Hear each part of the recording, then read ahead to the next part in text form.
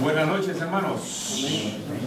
Que el Señor les bendiga. Una bendición estar en la casa de Él.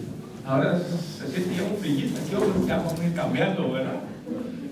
No, pero ya va a venir lo calentito, entonces toca. Pero qué bueno estar en la casa del Señor. Espero que los grupos de crecimiento hayan estado muy bonitos en esta semana. Y con un tema que hasta los niños se pusieron enfrente para escuchar. Un tema interesante donde uno aprende muchos principios. Estamos estudiando el tema de la madurez espiritual como la meta de esa dimensión que la iglesia debe tener hacia adentro en cumplimiento de su tarea que tiene. ¿Nuestro hermano Caín hoy? No, ¿verdad? ¿Qué pasaría hoy? Porque la vez pasada terminamos acá diciendo que a la luz de Hechos 2, 42 al 47 encontramos ciertos elementos importantes. Lo vamos a dejar esta parte y tampoco hermano Isaías, ¿verdad? Vamos a ver. Solo que veamos esa parte de arriba en primer lugar, porque me dijo el hermano Caín, bueno, no me dijo, él le dijo a alguien que me dijera a mí para que yo le dijera a ustedes, que se sentía un poco confundido con esa primera parte. El primer párrafo dice: el énfasis desmedido de algunos aspectos ministeriales termina negando el derecho legítimo de otros ministerios en la iglesia que podrían ser los más importantes.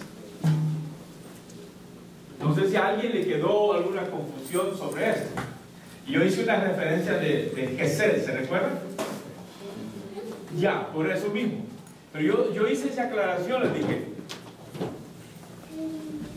no, la última parte, no es que los ministerios no sean buenos, no, todos son buenos. Lo que yo dije, pero por estar ocupados en Gesed, nos olvidamos por completo del evangelismo. Entonces, y entonces al final yo propuse y dije, lo que hay que hacer es un equilibrio, es un balance, ¿verdad? Porque el trabajo que se hizo en Gesed es, wow, es excelentísimo, ¿no? Excelentísimo, muy bueno, y nosotros estamos, bueno, muy agradecidos con el Señor y con la iglesia porque nos permitió hacer eso. Pero tenemos que hacer un balance, un equilibrio para poder estar haciendo todos los ministerios. Y en algunas veces tenemos que aún inclinar un poquito más la balanza a aquellos ministerios que tienen que ver con el anuncio del evangelio, ¿verdad? ¿Alguna pregunta sobre esa primera parte? ¿O creen que está claro? ¿Ah?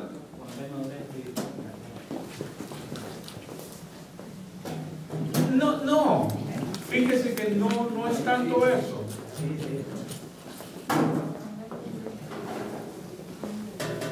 No, pero tiene otros elementos, no tanto esto, ¿verdad? No, es natural, porque si vengo yo y alguien ha hecho un ministerio, digamos, cortar la grama, y ha hecho ese ministerio con todo su entusiasmo, y vengo y le digo, no, pero hermano, eso no es importante en la iglesia. ¿Cómo se va a sentir esa persona? Mal. Tal vez no mal, sino triste o desilusionado, o pensando y se pone entonces, ¿para qué estoy haciendo eso? Pero no, entonces puede ser que ese sea ¿cómo se llama? El sentir que él percibió, ¿verdad? Entonces, yo quería explicar esto, porque puede ser que no solamente él, ¿no?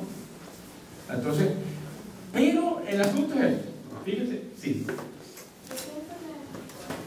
Puede ver de esa manera porque todo el trabajo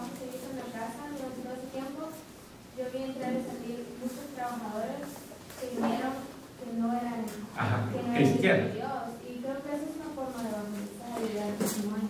Bueno, se sí. atrajo mucha gente, tenían todos los versículos, que tenían la comunión, que tenían el motivo por el cual esa casa estaba haciendo sin un pago monetario, Claro. que es un servicio al Señor. Yo pienso que eso sirve de testimonio también. Bueno, si uno quiere verle a todo lo que se hace un toque evangelístico, se lo va a encontrar. Y sí, ahí lo vimos de esa manera. Pero diga, ¿qué es más fácil para nosotros? Así en general. ¿Venir a clavar una banca aquí adentro o salir a la calle a evangelizar? A propósito, de evangelizar. ¿Verdad que generalmente a nosotros nos es más fácil, aunque aquí se sube, a que uno lo hace porque nos cuesta hacer el trabajo? Allí se hizo, sí. Alguien estuvo encargado de poner notas, felicitaciones, agradecemos al Señor por eso. Se estaba haciendo, ¿no? Entonces, pero el trabajo, digamos, de decir hoy tenemos salidas evangelísticas, dejamos de hacerlo como lo estamos haciendo otros años ya a propósito. Pero otra vez, lo que quiero decir es el hecho de hacer un trabajo que siempre es parte de la obra, oiga bien, que siempre es trabajo de la obra, lo que puede hacer es, fíjense lo que dice allí, el énfasis desmedido de algunos aspectos puede terminar negando el derecho de otros ministerios que podían ser más importantes, ¿verdad? Entonces lo que yo traía es decir, ¿cómo lograr un equilibrio, un balance, hacer todo? Porque todo lo que se hace en la iglesia es importantísimo, todo. Entonces, hacerlo en ese balance, esa es la intención de esa parte. Ahora, la siguiente parte, cuando hay madurez espiritual,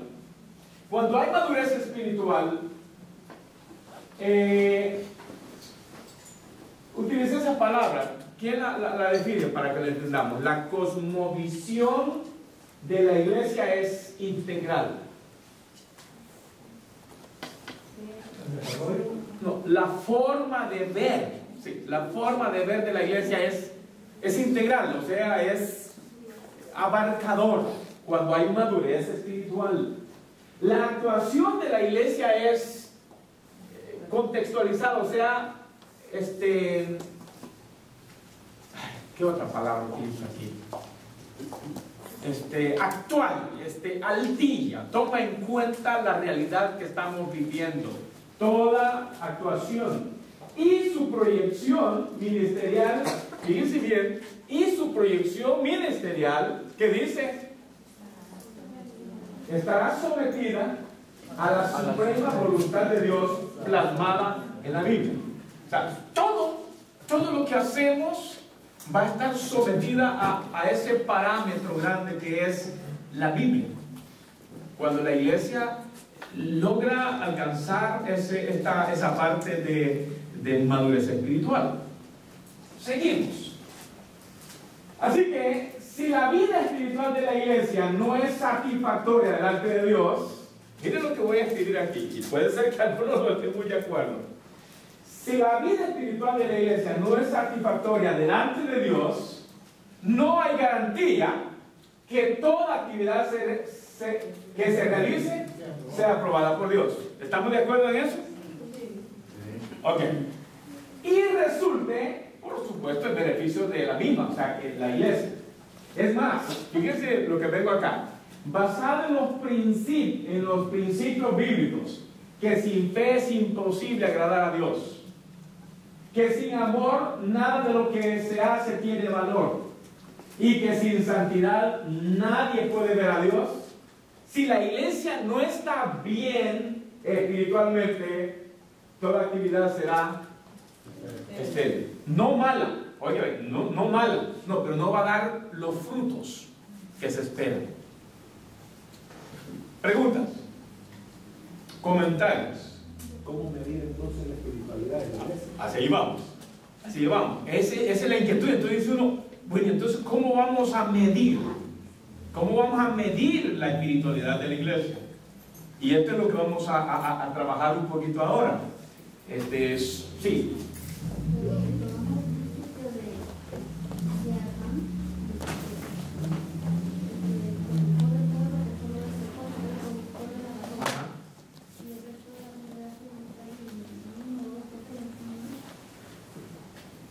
¿Cuál es la inquietud allí?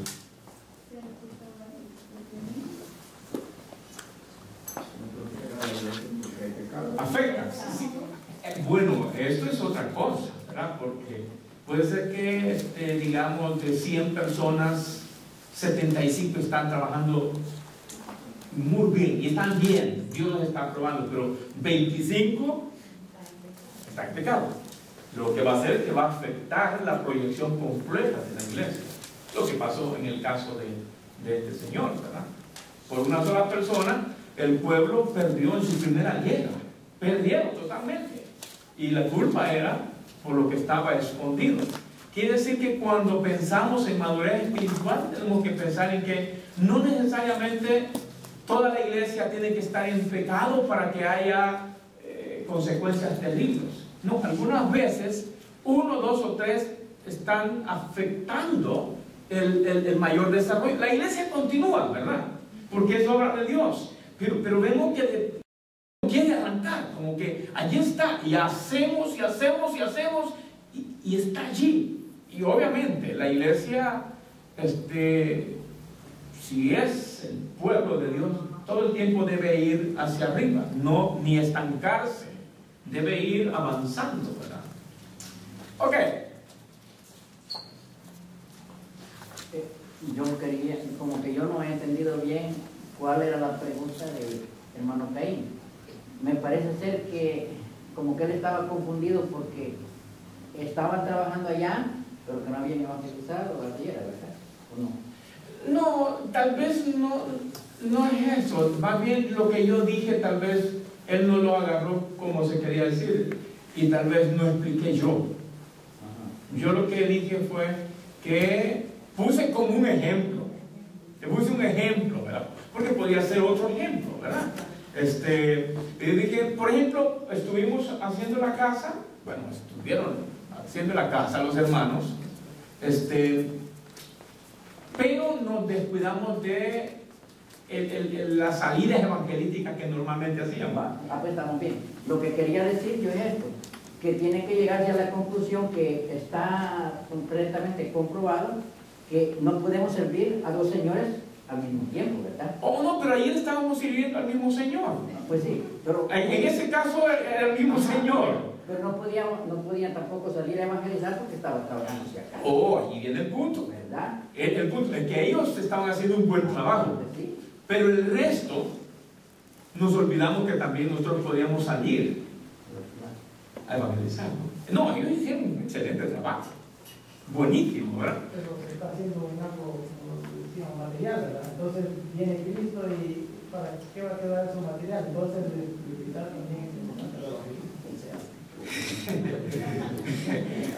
Ok, dejémoslo ahí. Solo era una pequeña explicación, era para que no quedemos en alguna duda, ¿verdad? Pero este punto me interesa que lo agarremos muy bien. ¿Sí? Quiere decir que cada cosa que nosotros hacemos debemos buscar la aprobación de Dios. Y para que cada cosa sea aprobada por Dios, cada cosa que hacemos debe venir de una vida en buena relación con Dios. Porque podemos estar haciendo muchas cosas, pero de todas esas muchas cosas, si no estamos en buena relación con Dios, todo eso va a quedar en un simple activismo. Y para el activismo nosotros nos sacamos 100 porque nos gusta. Pero a veces estamos en actividades de la iglesia mientras no tenemos una relación muy buena con Dios. Entonces esa es la parte bien medular que tenemos que tener muy en cuenta. Hoy sí lo expliqué, bueno. Entonces lo que afectaría sería alguien que esté haciendo algo para el Señor, supuestamente, que esté haciendo algo para el Señor y en pecado. Ajá, ya. Pero si alguien es, digamos, es parte de la iglesia, sí, pero él está bien. No, él está en pecado, pero no está activo, está, digamos, solo como un miembro ahí que no quiere hacer mucho. Eso Entonces, ¿ese afectaría también a la iglesia? Por ejemplo, vamos a ver, este dedito, ¿cuánto lo usa usted?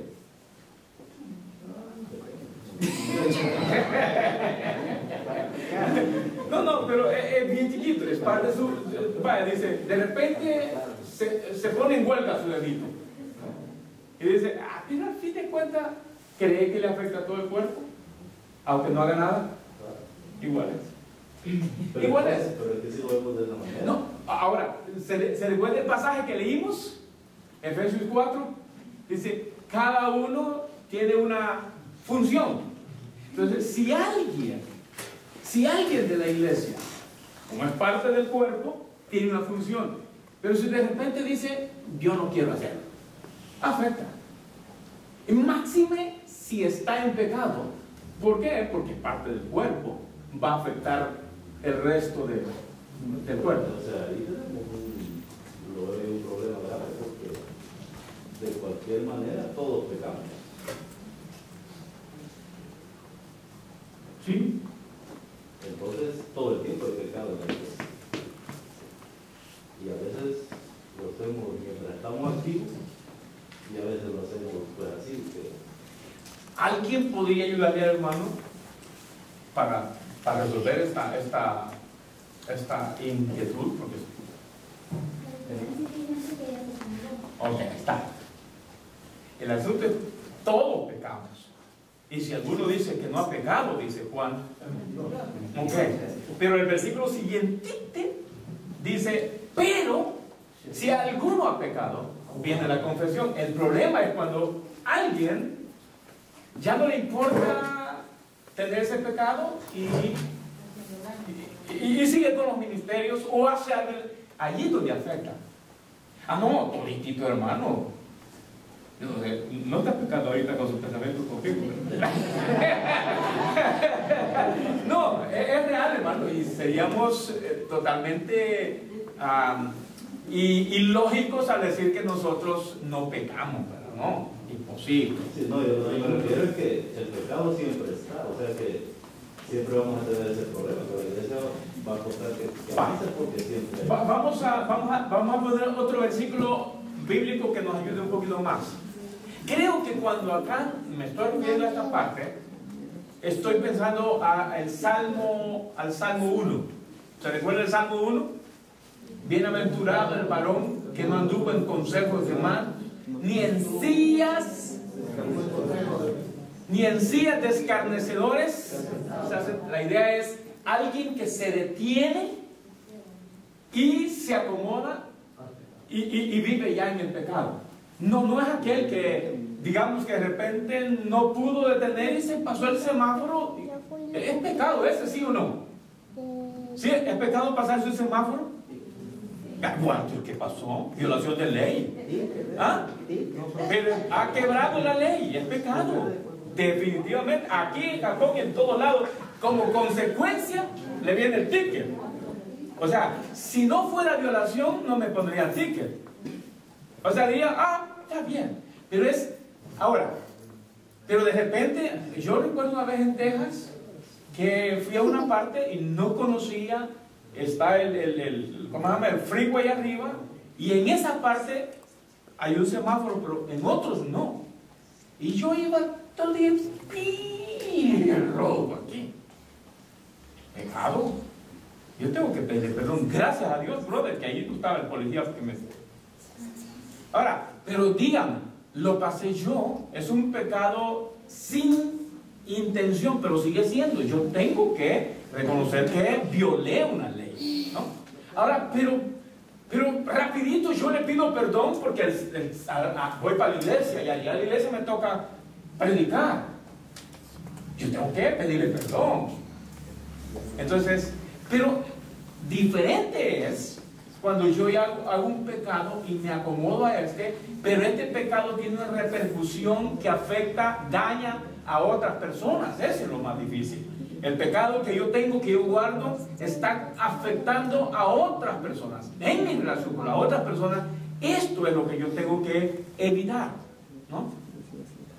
Todos los pecados que quizás serían El peso es como el adulterio. O sea, todo pecado, todo es pecado, ¿verdad? Pecado pequeño y pecado grande. Sí. Pero los pecados... Hay otros... Entonces eso sí afecta.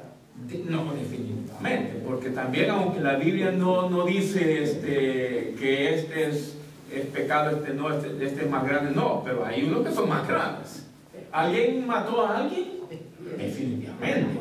Es diferente al que mintió. Delante de Dios es pecado, pero a uno tienen consecuencias penales, ¿verdad? Y tiene que uno pagar todo eso.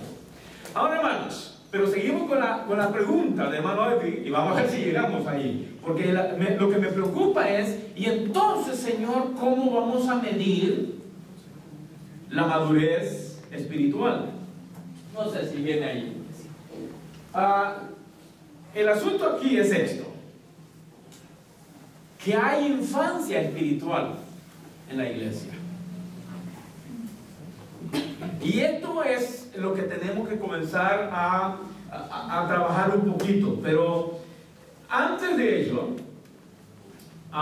yo quiero que veamos esto. Son tres necesidades fundamentales que hemos mencionado la vez pasada, que tenemos que reforzar la fe, tenemos que renovar nuestra esperanza y tenemos que restaurar el amor. Esa es la manera como Jenget medía la madurez espiritual. Jenget dice: la manera de medir que alguien es maduro espiritualmente es a través de evaluar el nivel de fe que tiene, el nivel de esperanza que tiene y el nivel de amor. Y escribió varios libros y fue a diferentes pasajes de la Biblia y encontró que era necesario hacer esto. Sin embargo, debemos entender que para lograr la madurez espiritual, la iglesia debe cultivar una fe que tiene que ser dinámica, una fe que tiene que ser una vida de esperanza que tiene que ser de constante vivencia. Ahora, vamos a ir avanzando en esto. En Hechos 2, vamos a ir a ese pasaje, por favor. En Hechos 2, 42 a 47, vamos a entender que la madurez espiritual es un proceso.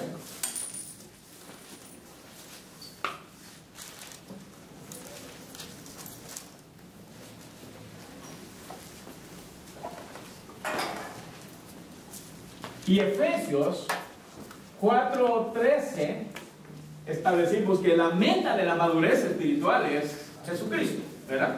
Llegar a ser como nuestro Señor Jesucristo. Y quiero que veamos este pasaje de Hechos 2, 42 a 47 y lo leamos juntos. Lo leemos juntos, por favor. Hechos 2, 42 al 47. Comenzamos, dice: y perseveraban en la doctrina de los apóstoles, en la comunión unos con otros, en el partimiento del pan y las oraciones. Y sobrevino temor a toda persona, y muchas maravillas y señales eran hechas por los apóstoles. Todos los que habían creído estaban juntos y tenían en común todas las cosas, y vendían sus propiedades y sus bienes y lo repartían a todos según la necesidad de cada uno.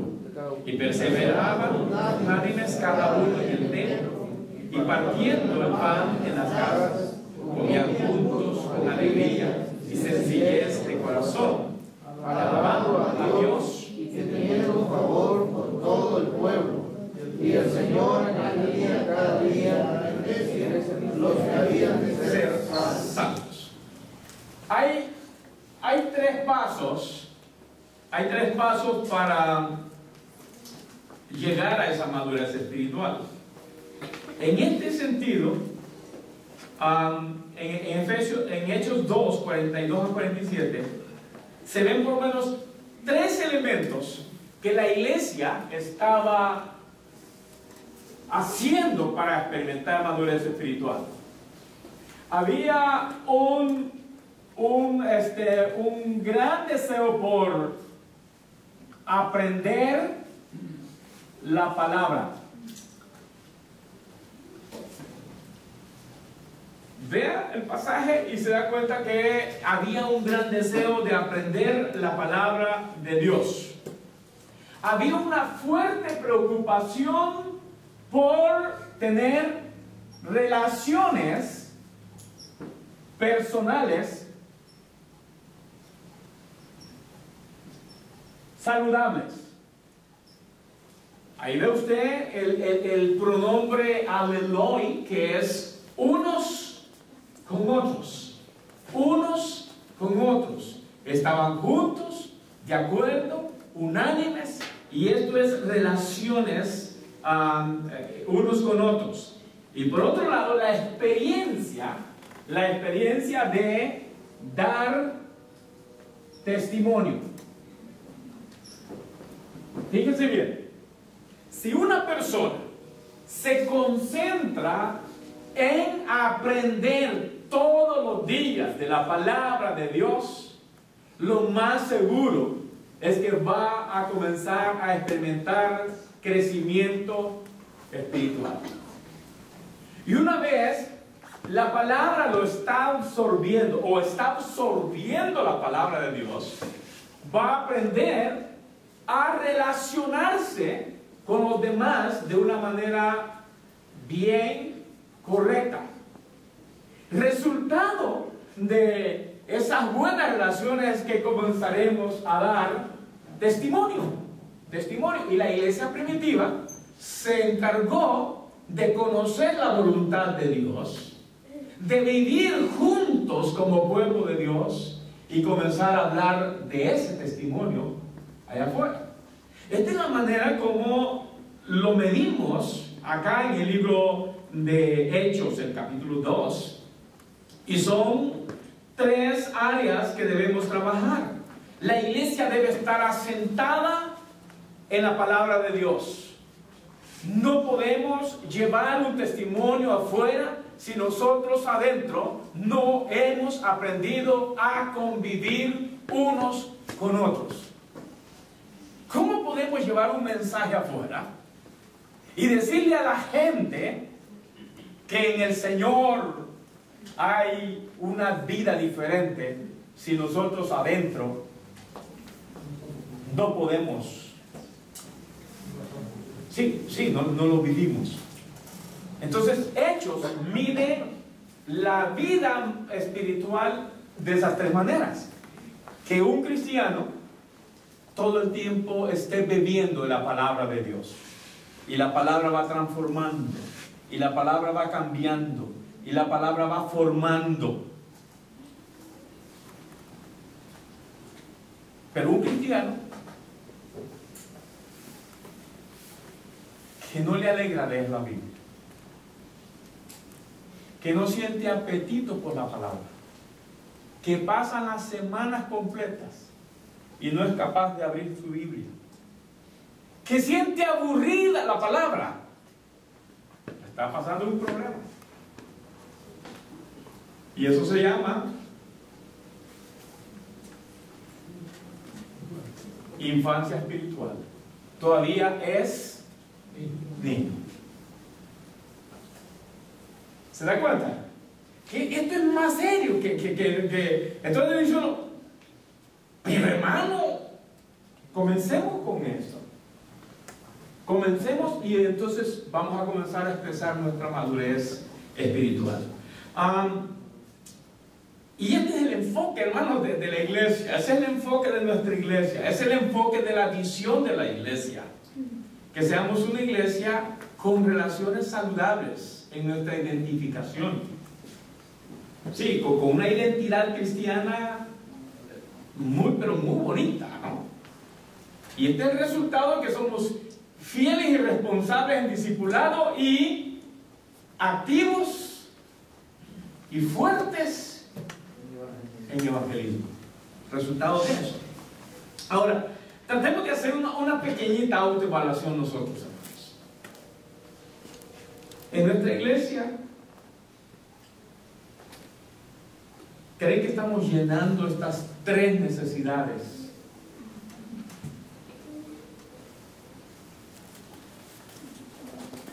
¿Ah? ¿Cuál? Sí, pero eso está dentro de la vivencia, relaciones unos con otros. Sí, porque ahí podríamos crear doctrina, pero esas 3 necesidades que tenemos, ¿verdad? Ahí la menciona, ese es otro más fuerte. ¿Qué tal estamos como iglesia, hermanos? Miren que estamos metiendo con ganas por todos lados a esto.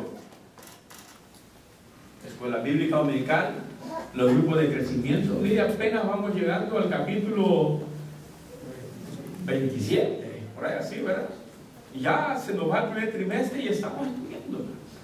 Ahora vamos a llegar a hablar un poquito más a fondo de eso.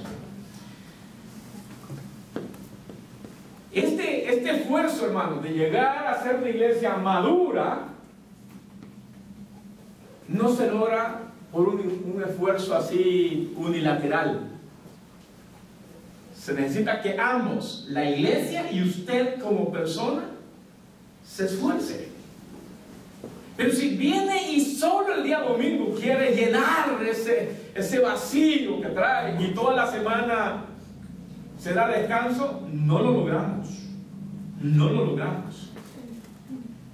Se requiere que cada miembro, como hijo de Dios, que tiene hambre y sed de justicia y de la palabra de Dios, todos los días de manera individual, personal, disfruta leer la palabra de Dios. Goza, disfruta, como cuando usted agarra un milkshake y dice, qué dulce es tu palabra. Pregunto, ¿lo estamos disfrutando así? Yo cuando vengo aquí,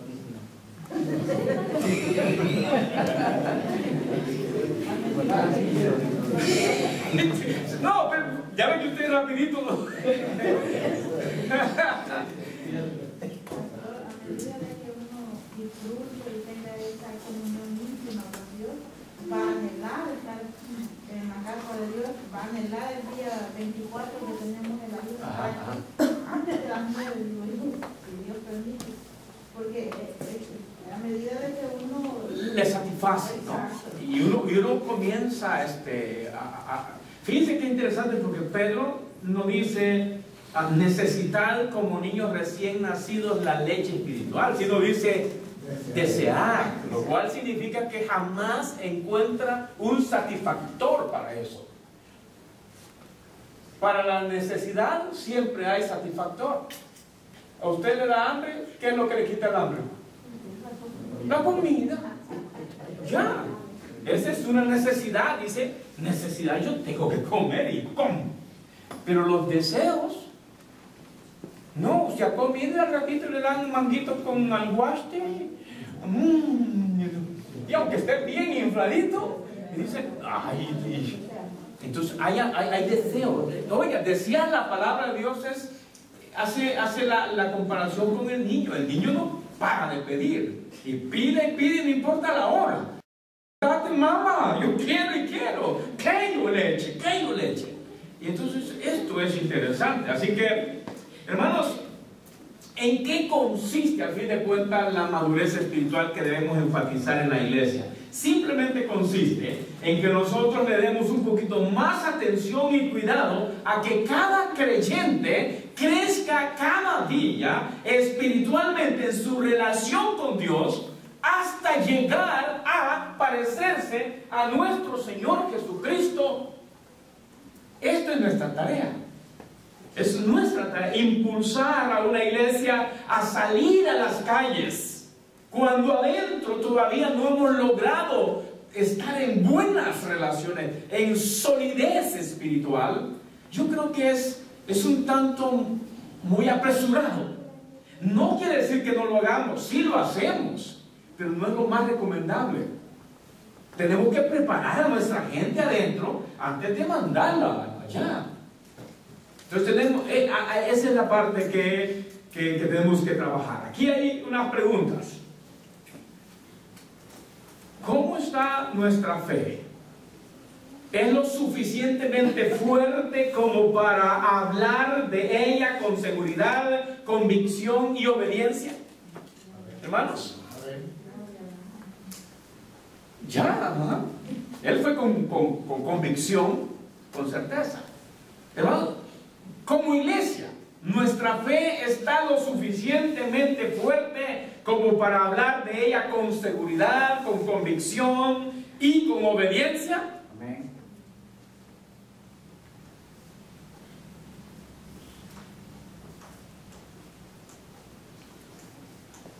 ¿Qué dicen los demás? Hermanos, aquí tengo amén.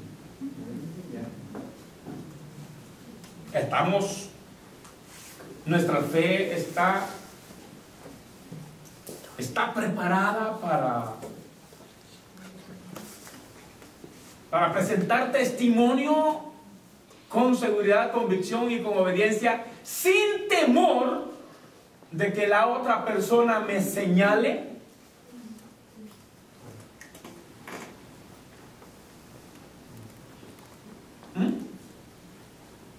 Yo me imagino que tal vez no tanto así.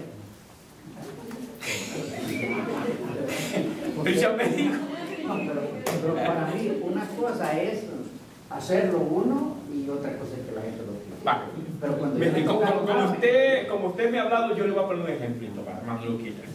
Digamos que usted va a evangelizar y usted va a hablar a las personas y le dice, ¿sabe qué?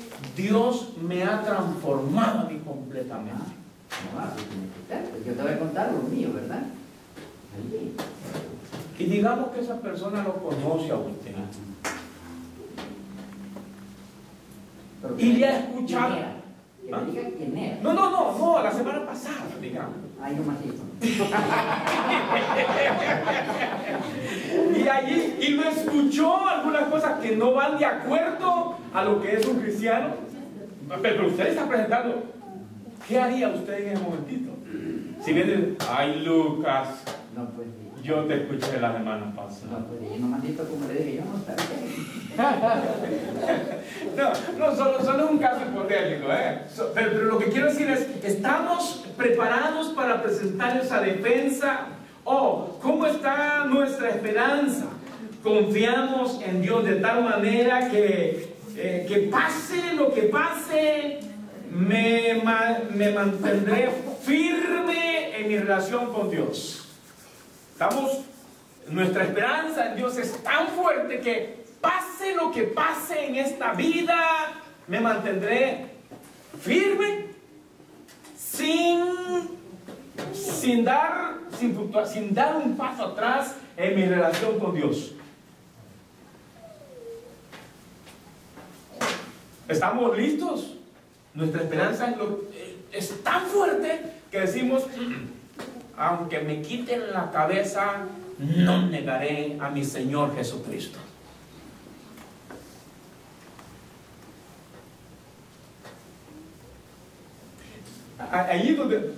Fíjense, ahí es donde estamos tratando de ver cómo medimos la madurez espiritual de una persona.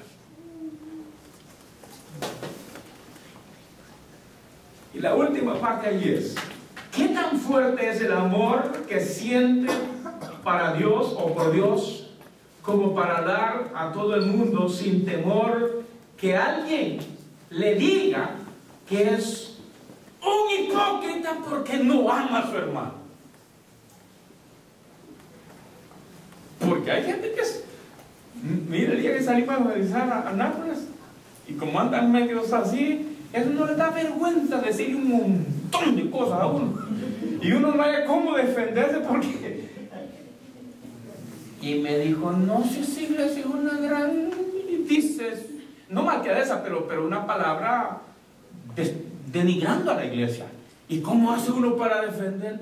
Yo le dije, no, pues miren, no todas son así. Tratando Entonces, ¿qué le parece si nosotros vamos y tenemos este vacío y vamos a presentar el mensaje? Estamos, hermanos, capacitados para cuidar y atender al nuevo Hijo de Dios y prepararlo hasta que éste se reproduzca en otra persona. Este no es más fácil. Estoy listo yo para decir, aquí aceptó una persona y yo voy a velar como mamá, como papá de ese recién convertido, y lo voy a cuidar todo el tiempo hasta que éste ya pueda reproducirse. ¿Estamos capacitados para eso?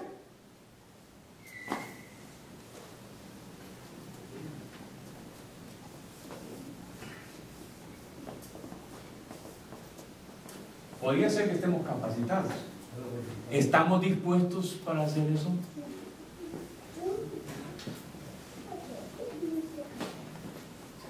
Esto es. No crean que cuando uno habla de madurez espiritual tiene que ver solamente con santidad, de estar allí solo así, sí. No, tiene que ver con la vida diaria. Es la vida diaria. Ahora vuelva conmigo a Efesios 4:13. 5 minutitos más y vamos a seguir con esto el próximo martes. Efesios, ¿sí? Oh, viene, perdón, ay, todavía no me pasa. Estoy en el año 2012. 4:13. Fíjense que Efesios 4:13 resume el ideal de Dios. Yo tendría que escribir, o usted tendría que escribir, que yo llegue a ser como Jesucristo. Ese es el deseo de Dios. Que cada uno de ustedes cada día se parezca a Jesús en todo sentido. Entonces quiere decir que esto no es un estado de vida nomás, es un proceso. No quiere decir que, digamos, ayer aceptó a alguien, mañana ya es maduro espiritualmente. Se requiere tiempo, se mide fíjense las preguntas con las que voy a ir cerrando ahora. ¿Se mide la madurez espiritual por el conocimiento de la Biblia? ¿Sí o no?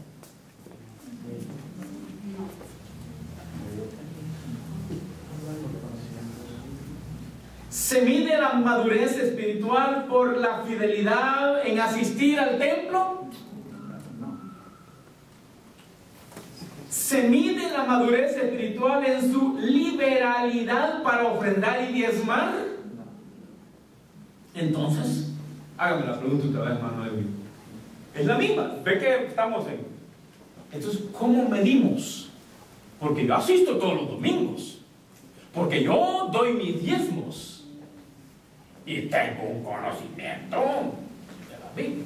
Porque aquí ustedes, hermanos, tienen conocimiento de la Biblia.